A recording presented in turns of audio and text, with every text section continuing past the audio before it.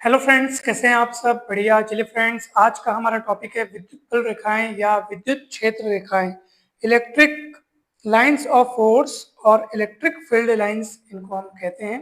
काफ़ी important topic है और काफ़ी बेसिक टॉपिक है दोस्तों। इसके पहले हमने बिंदु आवेश के कारण विद्युत क्षेत्र की तीव्रता के लिए व्यंजक स्थापित करना हमने सीखा था। अगर आपने पिछले वीडियोस नहीं देखे हैं तो जरूर जाइए, डिस्क्रिप्शन बॉक्स में आपको पिछले वीडियोस के लिंक मिल जाएंगे। हर एक लेक्चर को बहुत आसान भाषा में समझाया गया है, तो जरूर जरूर उस वीडियो को देखिएगा। तो चलिए विद्युत बल रेखाओं की या विद्युत क्षेत्र रेखाओं की हम डेफिनेशन देखते हैं। विद्युत क्षेत्र रेखा विद्युत क्षेत्र में खींचा गया वह काल्पनिक व निष्कोण वक्र है जिस पर एकांक धनावेश गमन कर सकता है। दोस्तों, बहुत ही सरल भाषा में समझिए। मान लीजिए यहाँ पे कोई विद्युत क्षेत्र है। अब मान लीजिए मैं यहाँ पे एकांक धनावेश रख दिया, ठीक है, Q0 मैंने यहाँ पे एकांक धनावेश रख दिया। अब ऑब्वियस सी बात है कि भैया वो रखा है किसी विद्युत क्षेत्र में, तो उस क्षेत्र के कारण इस एकांक धनावेश पर बल तो लगेगा ही लगेगा। अब जब इस पर बल लगेगा तो ये गति करेगा, तो गति करेगा तो किसी न किसी रास्ते पर होते हुए जाएगा, किसी न किसी मार्ग को ये फॉलो करेगा। तो जिस रास्ते से ये होकर जाएगा, जिस रास्ते का ये अनुसरण करेगा, बस वही समझ जाइए विद्युत क्षेत्र रेखा या विद्युत बल रेखा। यानी कि सीधी सी बात है, एकांक धनावेश को यदि आप किसी विद्युत क्षेत्र में रखोगे तो उस क्षेत्र के कारण उस धनावेश पर बल लगेगा। बल लगने के कारण वह गति करेगा, गति करते हुए वह जिस रास्ते पर जाएगा, बस वही मार्ग जो है वही विद्युत बल रेखाएं हैं। और आप देख सकते हैं डेफिनेशन में भी हमने वही लिखा है कि वह काल्पनिक व निष्कोण वक्र है, ठीक है, जिस पर एकांक धनावेश गमन कर सकता है। तो ये इसकी डेफिनेशन हुआ दोस्तों। अब हम इसके कुछ गुणधर्म देखते हैं, क्योंकि बहुत इंपॉर्टेंट है। परीक्षा में जब भी ये प्रश्न आएगा तो इसके गुणधर्म अवश्य पूछे जाएंगे। तो पहला गुणधर्म यही है कि विद्युत क्षेत्र रेखाएं सदैव धनावेश से प्रारंभ होकर ऋणावेश पर समाप्त होती है, ठीक है। तो इसको आपको हमेशा ध्यान रखना है। आप जैसे कि देख सकते हैं यहाँ पे धनावेश और ऋणावेश दोनों ही आपको दिखाई दे रहे हैं। तो धनावेश से प्रारंभ होकर के ऋणावेश पे वो समाप्त हो रही है, देखिए, ठीक है। अब इधर से भी क्षेत्र रेखाएं निकल रही है, इनका वक्र थोड़ा बड़ा बनेगा तो इनको दिखाया नहीं गया है ना भाई। ये इस तरीके से पहुंच रही है यहाँ पे, जो जस्ट यहाँ से निकल रही हैं तो उनका वक्र छोटा बन रहा है करके हम उनको दिखा पा रहे हैं। और ये भी ऐसे दूर से होते हुए पहुंचेगी यहीं तक, देखो यहाँ पे आती हुई आपको दिखाई दे रही है, ठीक। तो ये आपको ध्यान रखना दोस्तों। अगर मान लीजिए अगर ये चालक है ना दोस्तों, अगर ये चालक है तो ध्यान रखिएगा, ये जो बल रेखाएं, ये जो क्षेत्र रेखाएं निकलेंगी ना, ये उसके पृष्ठ से निकलेंगी, अंदर से नहीं निकलेंगी। इस बात का आपको ध्यान रखना है। अगर मान लो कोई चालक है तो बल रेखाएं सदैव पृष्ठ से निकलेंगी, क्योंकि अंदर कोई आवेश रहता ही नहीं, अंदर खाली रहता है, अंदर कोई चार्ज नहीं रहेगा, ठीक है। तो उसके पृष्ठ से बल रेखाएं निकलेंगी और वैसे ये पृष्ठ तक पहुंचेंगी, अंदर नहीं जाएंगी और वहीं पे फिर समाप्त हो जाएंगी। चुंबकीय बल रेखाओं और विद्युत बल रेखाओं में यही फर्क है दोस्तों। चुंबकीय बल रेखाएं पूरा का पूरा बंद वक्र बनाती है। अब ये बंद वक्र और खुला वक्र क्या है? तो देखो, चुंबकीय बल रेखाएं क्या होता है कि जैसे मान लो ये उत्तरी ध्रुव है, दक्षिणी ध्रुव है, तो ये उत्तरी ध्रुव से दक्षिणी ध्रुव तक जाती हैं और फिर चुंबक के अंदर प्रवेश करती हैं, और चुंबक के अंदर ये दक्षिणी ध्रुव से उत्तरी ध्रुव तक जाती हैं, यानी पूरा क्लोज हो जाती है। यहाँ से निकल के फिर ऐसे पूरा पैक हो गया ना, देखो बंद वक्र बन गया। यहाँ से देखो ऐसे बंद वक्र बन गया। ये खुला वक्र बनाती है, अर्थात एक बार धनावेश से निकलती है, ऋणावेश पे जाके खत्म, समाप्त, ठीक है, वापस नहीं आती है। तो ये पहला गुण आपने देखा। साथ ही साथ आपने एक अंतर भी देख लिया मैग्नेटिक फील्ड लाइंस और इलेक्ट्रिक फील्ड लाइंस में। अगर मान लीजिए कहीं पर सिर्फ एकांक धनावेश रखा है तो विद्युत क्षेत्र रेखाएं एकांक धनावेश से निकल करके, ठीक है, अनंत तक चली जाती हैं। अब ये जाती जाएंगी, मतलब अगर आप विद्युत बल रेखाओं को निकलता हुआ देख रहे हैं तो समझ जाना वहां पे धनावेश होगा, ठीक है। और अगर कहीं आप विद्युत बल रेखाओं को आता हुआ देख रहे हैं किसी बिंदु की तरफ, मान लो कोई बिंदु है या कोई चीज वहां रखी है, कोई चालक है, जो भी चीज, अगर वहां पे आप आता हुआ देख रहे हैं तो समझ जाना वो ऋणावेश है। ऋणावेश तरफ विद्युत क्षेत्र रेखाएं आती हैं और धनावेश से जाती हैं। इस चीज को आपको ध्यान रखना है। अब ये तीसरा चित्र देखिए और इसके आधार पर तीसरा प्रगुण समझिए, मान लीजिए दोनों सजातीय आवेश हैं, जैसे प्लस प्लस या माइनस माइनस, ठीक है, और दोनों का परिमाण भी क्या है, मान लो समान है, जैसे प्लस क्यू आवेश प्लस क्यू आवेश। तो ऐसी स्थिति में क्या होता है, दोनों आवेश भैया सजातीय हैं, तो ऑब्वियस सी बात है दोनों एक दूसरे को क्या करेंगे, प्रतिकर्षित करेंगे, रिपल करेंगे। तो दोनों एक दूसरे को जब दूर फेंकने का, दूर ढकेलने का प्रयास करेंगे, तो ये इसी कारण इनकी क्षेत्र रेखाओं में ये गुणधर्म होता है कि जैसे इसकी क्षेत्र रेखाएं निकलेगी, इसकी क्षेत्र रेखाएं निकलेंगी, तो वो भी दोनों एक दूसरे से प्रतिकर्षित होती है, बिल्कुल भी नहीं मिलना चाहती। इसलिए देखो ये ऐसे जा करके, अगर ये मान लो ये आवेश नहीं होता तो ये बढ़िया आरामदायक दूर दूर तक जाती, लेकिन इसकी रेखाएं आने के कारण ये बेचारा अपना मार्ग यहीं पे बदल रही है। वैसे ये भी एकदम दूर तक जाता है बढ़िया, अगर ये नहीं होता तो, लेकिन इसके रेखाओं के आने के कारण इसका भी मार्ग इस तरीके से मुड़ गया। यानी ये दोनों एक दूसरे को, जैसे ये इधर निकल रहे हैं ना, तो ये उसको उधर ही और ढकेलेगा, और जैसे ये इस तरफ निकल रहा है तो ये भी उसको उधर ही और ढकेलेगा, यानी कि दोनों एक दूसरे को प्रतिकर्षित करती हैं।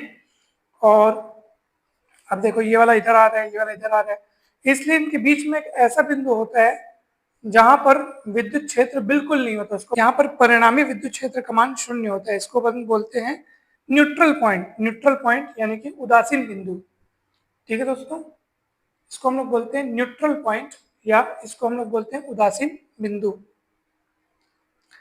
चलिए अब हम आगे देखते हैं।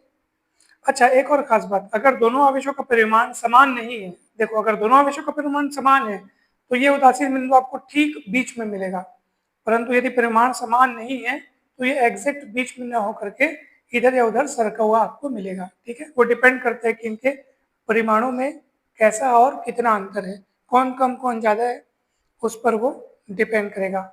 अगर मान लीजिए उनके परिमाण समान नहीं है तो ये उदासीन बिंदु आपको उस तरफ सरका हुआ दिखेगा जिस तरफ के आवेश का परिमाण कम है, जैसे इधर का आवेश का परिमाण कम है ना, तो इधर सरका हुआ आपको दिखेगा, क्योंकि उस समय इसकी ताकत ज्यादा होगी, तो ये वाला उसकी बल रेखाओं को ज्यादा उस तरफ ढकेल पाएगा। इस तरीके से आप इसको समझ सकते हो। अच्छा, एक और जबरदस्त खास बात दोस्तों, जो कि बहुत महत्वपूर्ण है, विद्युत बल रेखाओं के किसी भी बिंदु पर अगर आप स्पर्शरेखा खींचते हो, जैसे मैं यहाँ पे स्पर्शरेखा खींचूंगा, ये देखो ऐसे करके, तो वो जो स्पर्शरेखा है ना, वो उस बिंदु पर लगने वाले बल की दिशा को बता रही है। यानी कि कल्पना कीजिए अगर मैं यहाँ पे कोई एकांक धनावेश रख दूं, अब ऑब्वियस सी बात है सर, आपने आवेशों के क्षेत्र में वो एकांक धनावेश रख दिया है, तो उस पर बल तो लगेगा ही लगेगा। तो बल की दिशा क्या होगी, तो जो बल की दिशा जो होगी ना, उसी को ज्ञात करने का तरीका ये है कि वो जो विद्युत बल रेखा आपने यहाँ पे खींची है ना, उस जिस बिंदु पर आपको बल की दिशा पता करनी है, उस बिंदु पर आप स्पर्शरेखा खींचिए। तो जो स्पर्शरेखा की दिशा होगी ना, वही जो है उस पॉइंट पर, उस पर्टिकुलर उस पॉइंट पर तीव्रता की दिशा, या यूं कहिए कि उस एकांक धनावेश पर लगने वाले बल की दिशा को व्यक्त करेगी। तो इस चीज का आप हमेशा ध्यान रखना, ठीक। और एक और कंसेप्ट कि दो बल रेखाएं कभी भी एक दूसरे को नहीं काटती, ये बहुत ही जबरदस्त कंसेप्ट है दोस्तों, ठीक है। दो विद्युत क्षेत्र रेखाएं या दो विद्युत बल रेखाएं एक दूसरे को कभी नहीं काटती। क्यों नहीं काटती, चलिए देखते हैं कि अगर वो काटती तो क्या होता। मान लो ये एक क्षेत्र रेखा है, ठीक है, और ये दूसरी क्षेत्र रेखा है, और दोनों एक दूसरे को काट रही है। तो भैया अभी हमने देखा कि किसी भी बिंदु पर आपको अगर तीव्रता की दिशा जाननी है तो वहां पे आप स्पर्शरेखा खींचो। अगर मेरे को इन दोनों के कटान बिंदु पर तीव्रता की दिशा जाननी है, तो पहले ये वाली बल रेखा को देखो, ये वाली बल रेखा, तो इसके हिसाब से मुझे स्पर्शरेखा ऐसे खींचनी चाहिए, ये ऐसे खींचनी चाहिए, ये तीव्रता की दिशा होनी चाहिए, क्योंकि विद्युत क्षेत्र रेखा ऐसी है, यानी कि ऐसी है। तो अगर मान लो ये तीर का निशान अगर उधर है तो तीव्रता की दिशा उधर होनी चाहिए, परंतु एक क्षेत्र रेखा तो ऐसी भी जा रही है और वो भी यहाँ कट कर रही है। अगर मैं इस क्षेत्र रेखा को देखते हुए अगर इस बिंदु पर मैं स्पर्शरेखा खींचूं तो वो कुछ ऐसी होगी, ये स्पर्शरेखा होगी, जिसके हिसाब से तीव्रता की दिशा इधर हो जाएगी। तो सोचो आप अगर दो विद्युत क्षेत्र रेखाएं एक दूसरे को काट रही हैं ऐसे और ऐसे, तो कटान बिंदु पर दो स्पर्शरेखाएं खींची जा सकती हैं। दो अलग अलग स्पर्शरेखाएं खींची होने के कारण ऐसा बयां हो जाएगा या ऐसा प्रतीत होगा कि वहां पर दो दिशाएं हैं तीव्रता की, यानी कि तीव्रता की एक ही बिंदु पर तीव्रता की दो दिशाएं होना ये असंभव बात है, ठीक है। एक ही बिंदु पर तीव्रता की दो दिशाएं नहीं हो सकती, इसलिए आप समझ लीजिएगा कि दो क्षेत्र रेखाएं एक दूसरे को कभी नहीं काटती, ठीक है। और एक खास बात, कोई भी चालक है, जैसे मान लीजिए आवेशित चालक है, तो विद्युत क्षेत्र रेखाएं हमेशा चालक के लंबवत निकलेंगे, अर्थात 90 डिग्री एंगल बनाते हुए लिखेंगे, मतलब निकलेंगी, ठीक है।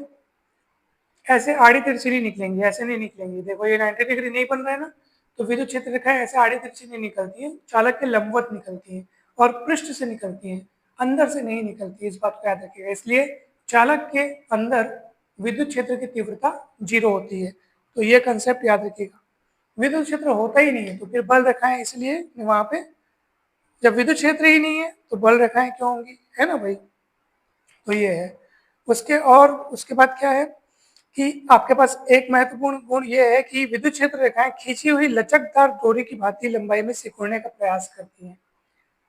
तो लंबाई में सिकुड़ने का प्रयास करती हैं और लंबाई के लंबवत एक दूसरे से दूर हटने का भी प्रयास करती हैं। और एक खास बात, जहां विद्युत क्षेत्र रेखा आपको एकदम पास पास दिखे ना, समझ जाओ वहां विद्युत क्षेत्र बहुत ही ज्यादा है, उसकी तीव्रता ज्यादा है विद्युत क्षेत्र की तीव्रता। और जहां विद्युत क्षेत्र रेखाएं एकदम दूर दूर दिखे, एकदम दूर दूर दिखे, तो वहां विद्युत क्षेत्र का मान कमजोर है, विद्युत क्षेत्र की तीव्रता कम है, ठीक है। तो ये आप लोग ध्यान रखिएगा। और जहां विद्युत क्षेत्र की जो रेखाएं हैं, विद्युत क्षेत्र रेखाएं जो है, अगर वो एक दूसरे के समांतर है एकदम, तो वहां विद्युत क्षेत्र एक समान माना जाता है। अगर बल रेखाएं एक दूसरे के समांतर दिख रही हैं तो विद्युत क्षेत्र एक समान वहां पे कहा जाता है। वहां पे प्रत्येक बिंदु पर विद्युत क्षेत्र की तीव्रता बराबर होती है दोस्तों, उसको हम लोग बोलते हैं एक समान विद्युत क्षेत्र, जिसके प्रत्येक बिंदु पर विद्युत क्षेत्र की तीव्रता परिमाण और दिशा दोनों में बराबर होती है। यानी कि उसकी जो तीव्रता है वो परिमाण और दिशा दोनों में बराबर होती है। और एक समान विद्युत क्षेत्र में खींची गई रेखाएं परस्पर समांतर एवं दूरस्थ, दूरस्थ मतलब सेम सेम डिस्टेंस पे होती है, ठीक है। तो ये कुछ कंसेप्ट है, बहुत ही इंपॉर्टेंट कंसेप्ट विद्युत क्षेत्र रेखाओं से संबंधित। तो दोस्तों हमें पूरी उम्मीद है कि आपको बहुत अच्छे से ये टॉपिक समझ में आया होगा। विद्युत क्षेत्र रेखाएं, उनकी परिभाषा, उनके प्रगुण। दोस्तों वीडियो अच्छा लगा हो तो जरूर लाइक करें, चैनल को सब्सक्राइब कर वीडियो को जरूर शेयर करें। अगली क्लास में हम पढ़ेंगे आवेश वितरण, सतत आवेश वितरण, जिसमें हम लोग रैखिक आवेश घनत्व, पृष्ठीय आवेश घनत्व, आयतन आवेश घनत्व, इन सब के बारे में अच्छे से पढ़ेंगे। और उसके बाद एक बहुत ही जबरदस्त टॉपिक है विद्युत विध्रुव, उसके बाद अक्षीय स्थिति, निरक्षीय स्थिति, और भी तमाम प्रकार के टॉपिक्स अभी तो बचे हुए। तो दोस्तों आज के इस वीडियो में इतना ही। उम्मीद करते हैं आपको ये अच्छा लगा होगा। कमेंट करके अवश्य बताएं कि ये वीडियो आपको कैसा लगा, और जल्द ही मिलते हैं हम नेक्स्ट वीडियो में।